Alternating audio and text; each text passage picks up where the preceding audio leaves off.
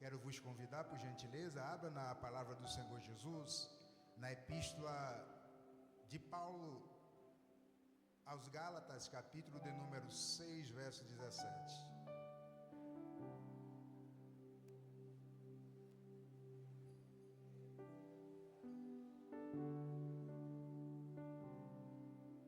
Epístola de Paulo aos irmãos em Gálatas, aos Gálatas, capítulo de número 6, verso de número 17.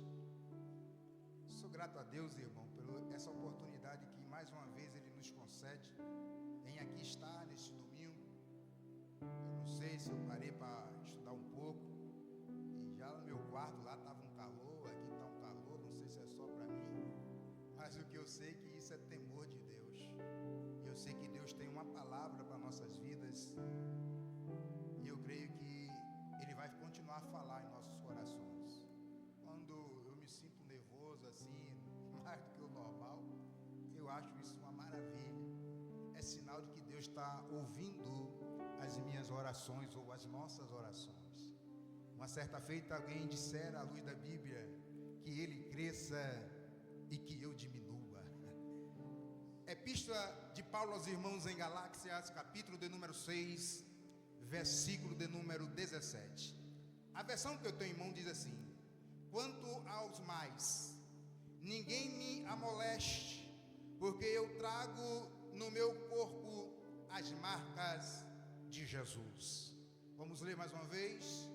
Quanto aos mais, ninguém me amoleste, porque eu trago no peito, porque eu trago no corpo as marcas de Jesus. Querido em Cristo Jesus, essa palavra Deus me deu há um tempo.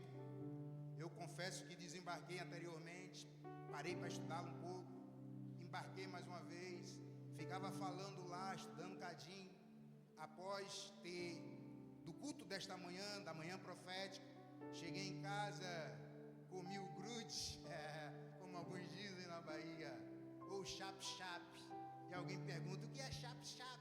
É o rango, estava bom. E depois eu entrei no quarto e minha disjuntora, ou minha esposa, ela perguntou: ei, você já tem muito tempo aí? Eu digo: quanto tempo que eu tenho por aqui? Há uns 4 horas e pouco. Eu digo: tá pouco? Deixa eu continuar. E é verdade que lendo esse texto, estudando um pouco sobre ele, eu entendi que não aprendi praticamente nada sobre ele. Mas o que está no meu coração é isso que eu vou falar. E o texto lido, eu vou repetir mais uma vez, foi: quanto ao mais, ninguém me amoleste, porque eu trago no corpo as marcas de Jesus.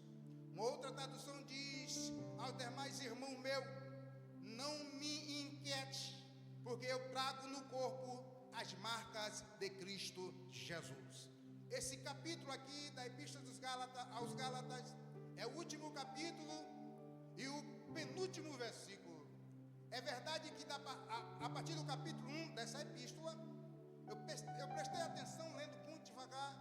Eu percebi que ali Paulo está ensinando a igreja gentílica para não aderir o que a igreja apostólica estava impondo uma vez mais. Esta epístola Paulo aqui trata para os que ele ganhara na fé, para não retroceder, para não voltar à circuncisão. Porque Paulo fala nesta epístola, no capítulo 2, que ele foi ter com os irmãos, o apóstolo antes dele, em Jerusalém. Logo, depois de 3 anos da sua convenção, quando ele lá chegara, segundo ele, a epístola diz que ele desejava obter conhecimento, obter algo deles, mas nada fora agregado. Ou seja, aquilo que Deus dera a ele, não houve não teve acrescentamento, ou não acrescentou nada, porque a visão de Pedro, a visão de Tiago, a visão de João era mais voltada para a circuncisão. Logo, ele era o apóstolo da incircuncisão. O que é isso?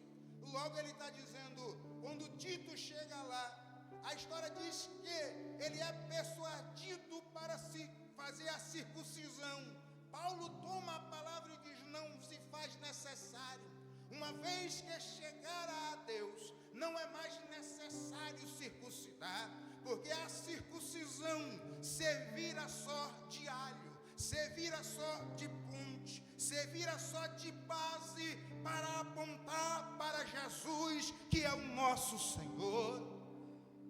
O que eu quero lembrar-nos que uma vez que nós recebemos esta graça, não vale a pena retroceder, não vale a pena voltar atrás. O que vale a pena é o que a Bíblia diz: prosseguir avante para o alvo que é Cristo Jesus. Então ele fala e começa a tratar da doutrina que recebera. E a história diz, amados em Cristo, acerca da palavra que ele larga, marcas. Eu li e a bordo um varão leu. E ele leu e disse: marcas. Acredite, toda vez que eu lia, eu só via marca no singular. E ele lendo, eu ouvi marcas. Eu disse: é marcas e não marca. O que é isso? Ele está falando ali, irmão, não só de algo que aconteceu no singular, mas no plural. Ou seja, estas marcas aqui eram marcas que ele passara por intermédio de quarentenas, chicotadas, quarentenas menos uma, e isso marcou o seu corpo. Mas ele diz que se gloriava no sofrimento, porque o viver para ele é o ganho em Cristo. E com isso aqui nós vamos aprender um cadinho mais, ou lembrar, quero acreditar que é lembrar um cadinho mais. Fala, irmão, dentro da história, segundo historiadores, 3 tipos de pessoas eram marcadas. 3 tipos de pessoas eram marcadas. Qual é a primeira pessoa, qual é o primeiro tipo que o Senhor quer falar? O primeiro tipo que eu digo aqui, à luz da história, chamada esta bíblica, é os escravos. Os escravos, na época, eles eram marcados. Pegava-se o sinete, ou na verdade o ferrete, que era um instrumento de ferro. Nesse instrumento, na ponta, tinha normalmente uma letra, e era a letra do senhor dos escravos. Ali, o carrasco ou o ferreiro colocava sobre a brasa e colocava no peito ou no braço do escravo. Com isso, ele marcava aquele escravo que era dele. Se porventura aquele escravo se perdesse e alguém o encontrasse, por intermédio da marca, dava para identificar quem era o seu senhor. Agora permita aplicar a nós outros. Eu e você éramos escravo, logo continuamos ainda escravo. Explica. Ora, tanto a palavra escravo como a palavra servo, à luz do grego, são a mesma coisa. Nós éramos escravo do pecado, escravo e vivia na empeito, servindo o inimigo. Mas aquele que é poderoso nos resgatou com mão de ferro da mão do inimigo, e nós agora somos servo ou escravo, como você queira, mas do Deus que pode todas as coisas, do Senhor que fez os céus e que fez a terra. Com isso nós temos a marca, e esta marca está em nós. E a Bíblia diz em Romanos capítulo de número 6, versículo de número 17 e versículo de número 18, que uma vez que fomos comprados, eis de escravo fomos santificados e justificados em Deus. E a pergunta é: quem é que nos justifica? Romanos, a epístola, capítulo 10 e versículo 4, a Bíblia diz que é Jesus Cristo que nos justifica. Você é marcado e justificado em Cristo Jesus. Aleluia. Somos marcados. A segunda classe de pessoas que era marcada era os soldados. Os soldados, quando ele era leal ao seu general ou ao seu rei, ele tinha a marca. E uma vez que tinha a marca, ele estava dizendo: eu sou fiel ao general. Não é aos generais, é ao general ou ao meu rei. Uma vez que ele assim estava, logo era identificado, porque ele sabia quem era o general. Esta igreja é marcada como soldado de Cristo. Temos um general que é Jesus, temos um rei que é Jesus, e essa igreja marcha como soldado, marcado na alma ao encontro dos céus, para a glória de Deus. Só quem é marcado aqui, só quem é marcado. Aí Paulo fala na segunda epístola a Timóteo, capítulo 2, que ninguém que milita nesta milícia como soldado não tem com que se envergonhar. Por quê? Porque nós manejamos a sã palavra de Deus. Ela é a arma que eu e você, como soldado de Cristo, estamos usando para guerrear contra as astúcias ciladas de Satanás. Você é marcada por Deus, você é marcado por Deus, você tem a marca. E alguém diz: a marca da promessa, a glória de Jesus. Oh glória! A terceira classe de pessoas que era marcada é os chamados sacerdotes de Baal, ou adoradores de divindades. O que me chama a atenção, amado, que eles eram tão devotos que a história diz que ele se marcava ou se deixava ser marcado. Explica, irmão. Logo, a Bíblia diz no primeiro livro do Reis, capítulo de número 18, versículo 28, que os profetas de Baal e os profetas de Aserá, eles invocavam a Baal e se chicoteavam. E na ponta desse chicote havia as lâminas ou chumbos, e eles se cortavam, se marcavam na adoração a Baal. Eles eram adoradores de Baal. Agora tem muitos também que servem sem perceber e se marcam, mas não marcam numa marca de Cristo. Amados, eu peço licença para falar. Tem pessoas que se marcam por fora, mas por dentro não dá o deslumbre de se marcar. Pregando em 2 dias seguidos em Angra dos Reis, uma irmã chegou a mim me indagando e disse: olha, a minha pastora já está cansada. Eu digo: de quê, minha irmã? É porque o grupo de jovens, através de ele se desvia hoje, vai naquele ateliê ou naquele lugar que faz tatuagem, coloca a tatuagem, volta no culto seguinte e pede perdão. Com isso ele motiva a juventude a fazer tatuagem. Ele pede a pergunta: e aí, meu irmão, o que é que você me diz? Eu disse: pergunta para tua pastora, ela vai te ensinar. Irmão, me dá licença, eu não quero de maneira nenhuma ferir alguém, longe de mim, mas o que eu entendo à luz da Bíblia é que a Bíblia fala aonde? Levítico capítulo 19, versículo de número 28, ele diz: proibindo, para que eu não mutile o meu corpo, para que eu não marque o meu corpo. Leia com calma, irmão.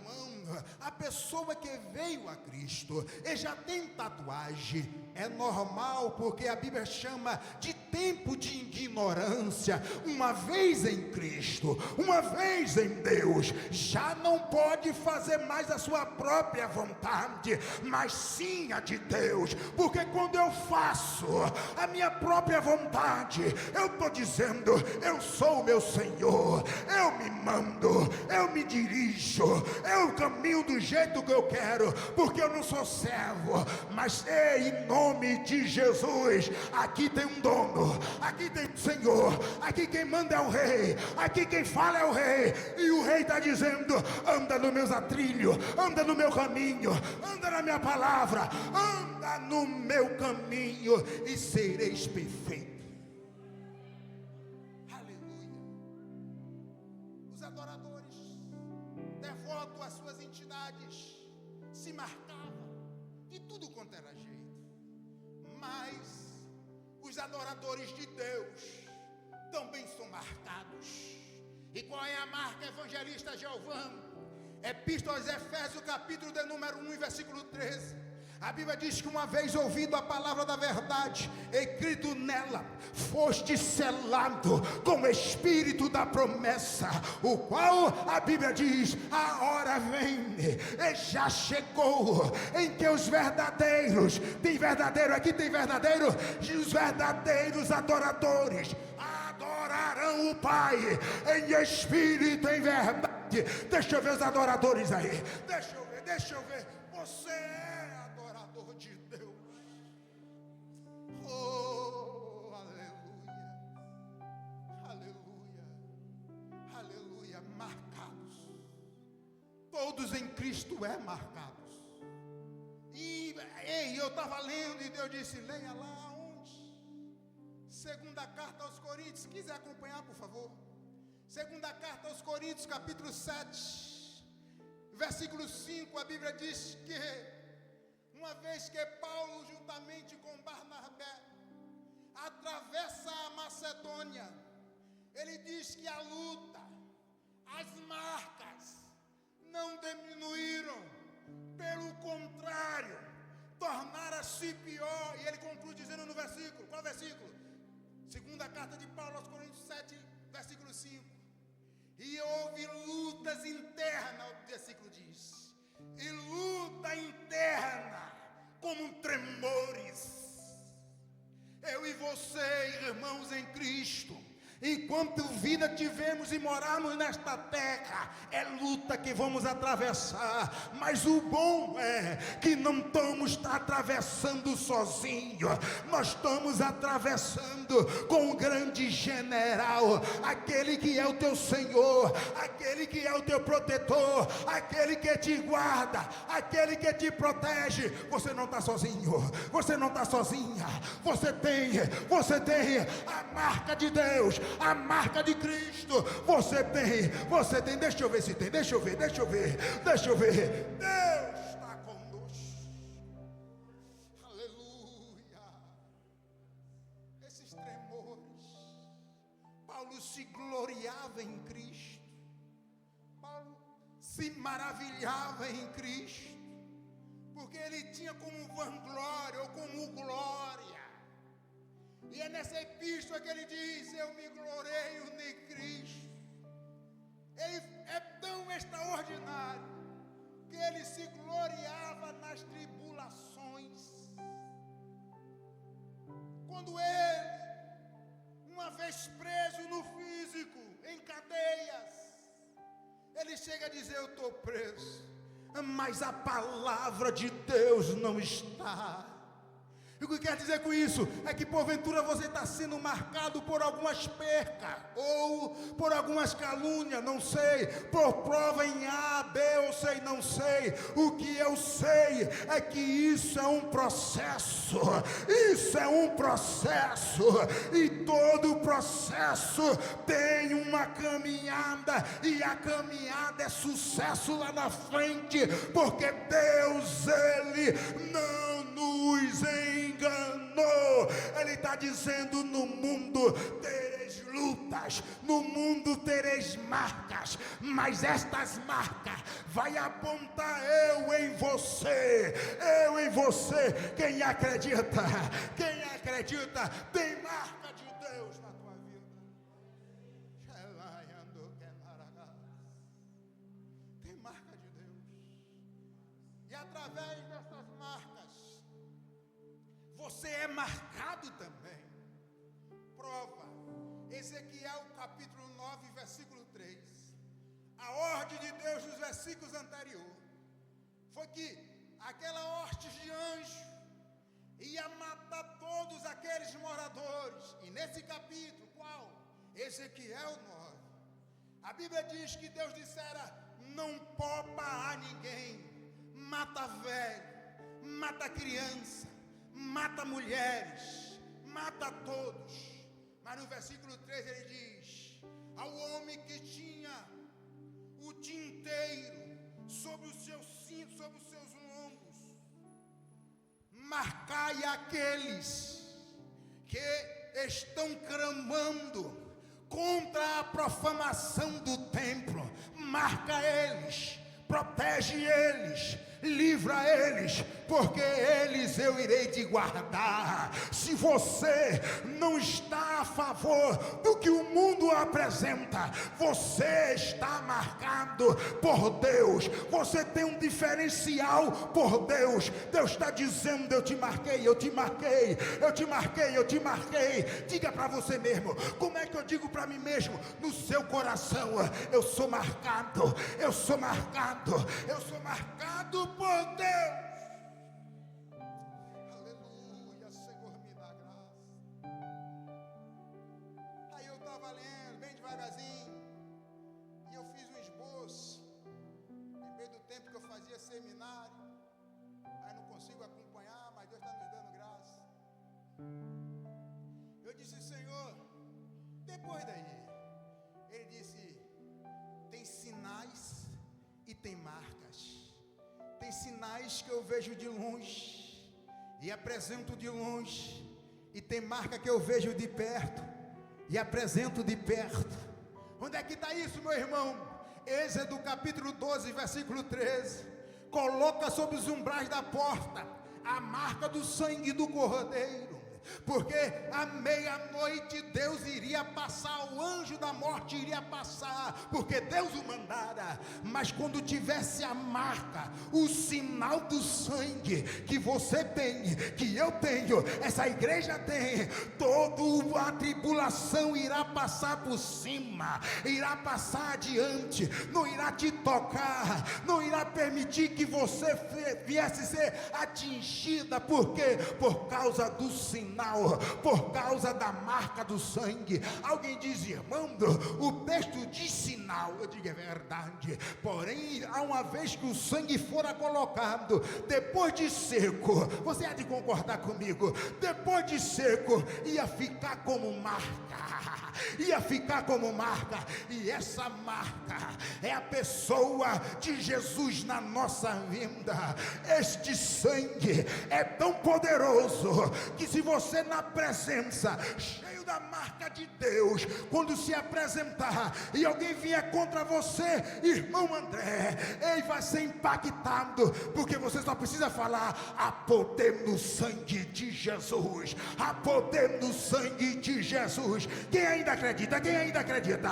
Há poder no sangue de Jesus, há poder no sangue de Jesus. E esse sangue, além de nos marcar, nos perdoar, nos purificar, nos renovar, nos encher e nos der a vida. Você está vivo, você está vivo, você está vivo por causa da marca do sangue de Deus na sua vida. Aleluia, aleluia. Vamos caminhando para o final, que eu me empolguei. Quando esse sangue vem, ele vem para nos dar vida, e temos vida nele, vivemos nele e para ele. Eu volto a dizer: o processo é como Davi estava pastoreando, ali é o processo. Ele chega diante do sacerdote e profeta Samuel na mesa, e ali há uma promessa liberada. Após ele concluir ser rei, a promessa é concretizada. O que eu quero te dizer, meu irmão e minha irmã, talvez alguém diga: você está sendo repetitivo, mas eu vivo debaixo de promessa. Esta igreja vive debaixo de promessa. Se não fosse as promessas, ninguém estaria aqui, porque estamos aqui por causa das promessas de Deus. Mas, irmão, eu fui marcando, ouvi 1, 2, 3, 200 profecias, profecia e não se cumpriu. Aquele que usou o marcado ou a marcada para falar essa profecia, Deus usou e vai dizendo para você: fica tranquila, fica tranquila ou tranquilo, porque eu estou neste negócio, eu irei realizar aquilo que eu falei. Números, capítulo de número 23, verso 19, acredito eu: Deus não é homem para que minta, nem tampouco filho dos homens para que se arrependa. Porventura falaria e não cumpriria, ou diria e não falaria? Ele vai cumprir. Só quem acredita, ele vai cumprir. Aleluia, aleluia, ele vai cumprir. Aí agora vamos terminar. Temos que ter marcas internas. E pode ser que aquele que está de junto da gente, ou que se aproxima da gente, não veja essas marcas. Porque Davi, ele tinha marca. Ele fora prometido, ele tinha promessa. E eu lembro que no capítulo de número 17 de 1 Samuel, versículo não vou lembrar, mas estava para lá dos 40, quando ele veste as roupas de Saul, e a Bíblia diz que ele diz: não dá para me sair com essa roupa, toma teu trem de volta, palavra minha. E ele sai com toda a empolgação para matar Golias. Naquele exato momento ele ainda era anônimo, nem o rei sabia quem era seu pai, que tribo era a dele. E ele pergunta para Abner, Saul pergunta para Abner: me diz de quem é filho este jovem. E Abner diz: vive o Senhor teu Deus, que eu não sei. Quando ele volta com o troféu à cabeça do filisteu, a primeira pergunta de Abner foi: de quem é o seu pai? Que tribo é a tua? Ele fala: o meu pai é o menor. Aleluia. O meu pai é o menor, porque o pai dele aqui na terra, ou lá na terra que vivia, era o menor, mas o pai nosso, e também pai dele na época, é o poderoso, é o maior, é o que pode, é o que faz, é o que é o que revela, é o que sara, é o que cura, é o que restaura a sua igreja.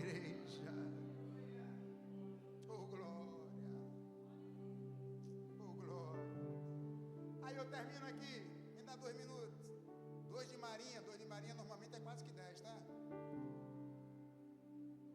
Quando Jacó, uma vez que suplantou a primogenitura do seu irmão Esaú, logo foi falado que ele iria morrer após a morte do seu pai Isaac. A mãe então dá conselho e ele sai à casa de Labão. Chegando lá, a história diz que ele vivera lá por 20 anos, irmão. Eu estava falando com o obreiro esses dias que eu passei lendo Gênesis há muito tempo, voltei lendo e passei correndo. Quando eu falo correndo é sem pressa, mas meu pastor, eu li um negócio tão gostoso por esses dias em Gênesis, exatamente sobre o que eu estou falando. Jacó, ele passara 20 anos. E quando ele estava regressando para a casa dos seus pais, passaram 20 anos aonde? Em Labão, em algum lugar ali por Ur dos Caldeus, não sei o lugar certo. Acho que a palavra é Pará, ou Parã, como você quiser. E ele retornando porque Deus mandou: volta para a sua casa. E ele retornando, a história diz que Labão foi encontrá-lo e ia matá-lo. Mas Deus visita Labão na noite e diz: não toque nele nem para bem nem para mal, porque ele é meu. Ei, deixa eu falar com você, você é marcada de Deus, você é marcado de Deus, você é de Deus, você é de Deus, ninguém vai te tocar. Mas só que Raquel pega um dos deuses ou alguns deuses de Labão, e Labão vai atrás. Chegando lá, ele diz: por que você pegaram meus deuses com Jacó? Jacó disse: a quem você encontrar, ou na tenda em quem você encontrar, matai-o. E eles passaram pente fino em todas as tendas, não encontraram, porque Raquel escondeu debaixo de uma cela. Só que quando ele chega no versículo de número 31, capítulo de número 31, a partir do versículo 38, depois lá em casa, sem pressa, Jacó chega e diz: você olhaste em todas as tendas e encontraste? Porque vieste contra mim para fazer o mal? Porque, olha isso aqui, 20 anos eu trabalhei para ti, e 10 vezes, por 10 vezes, você mudou o meu salário. Você dizia: a todas que nascer maiada é sua, todas que nascerem tipo de uma coçó é sua, mudando por 10 vezes, porque Deus era com Jacó. Só nascia quando dizia: as maiadas vai ser suas, não as pardas, só nascia a maiada. Eu profetizo essas bênçãos sobre as nossas vidas, em nome de Jesus. Tudo que você colocar vai prosperar em nome de Jesus. Aquilo que estava dando errado, jamais vai dar errado, vai dar certo, porque Deus está dizendo: eu vou mudar o quadro em nome de Jesus. Ele fala 3 vezes: você mudará meu salário. 20 anos eu trabalhei por você, 14 anos pelas minhas 2 mulheres, 6 anos tomando conta do seu rebanho. Escuta isso aqui, que foi isso que eu li. Eu disse: rapaz, eu nunca tinha visto isso. Ele disse: durante o dia, por 6 anos, eu trabalhava no sol castigante a minha pele. Durante a noite, eu ia atrás para guardar as ovelhas da geada, e aqueles que eram devorados, você me cobrava, e eu em nada lhe devi, em tudo eu fui justo. Ele está dizendo o seguinte: eu fui justo diante de Deus e diante de você. Se tem alguém aqui que é injusto nesse exato momento, ele está dizendo: é você. E Deus está dizendo para mim e para você: se você está sendo justo na medida do possível, que é possível ao homem, Deus está dizendo: é hora de te exaltar sim, porque Deus não olha para o meu e o seu pecado. Não estou dizendo que não pecamos, mas Deus está dizendo: eu sei que você falhou, eu sei que você falha, mas os meus olhos estão além disso, os meus olhos estão além disso. O que Ele requer de mim e de você é que não continuamos na falha, e em nome de Jesus não iremos continuar de maneira nenhuma. Vamos prosseguir avante pela fé, derrubando gigante, destruindo muralha, porque somos marcados, somos marcados. Você é marcado por Deus. Aleluia. Aí com isso eu concluo dizendo: a marca que Jesus tem ainda, tem no punho, não nas mãos, no punho, em algum lugar da costela, que é direita, que é esquerda, não sei, representa eu e você, representa eu e você, porque essas marcas que foram cravada nele, foi exatamente para se cumprir o que está em Colossenses capítulo 2, e versículo de número 14, e aqueles pecados foram cravados na cruz do madeiro, e toda a nossa dívida foi paga, foi paga, foi paga. Você não deve nada, você não deve nada, você não deve nada, você não deve nada, porque a marca de Cristo nos marcara, porque a marca de Cristo vos marcara. Oh glória, declina a sua cabeça. Senhor Deus, em nome de Jesus, eis aí os marcado por Deus, eis aí os comprado por Deus, em nome de Jesus. Eu sei que diante de uma multidão dessa, tem pessoas que tinham enfermidade, mas o Senhor, através da marca, o Senhor arranca essa enfermidade agora, em nome de Jesus, e te dá saúde, e te dá saúde. Receba saúde em nome de Jesus. Bata uma salva de palmas para Jesus. Deus abençoe.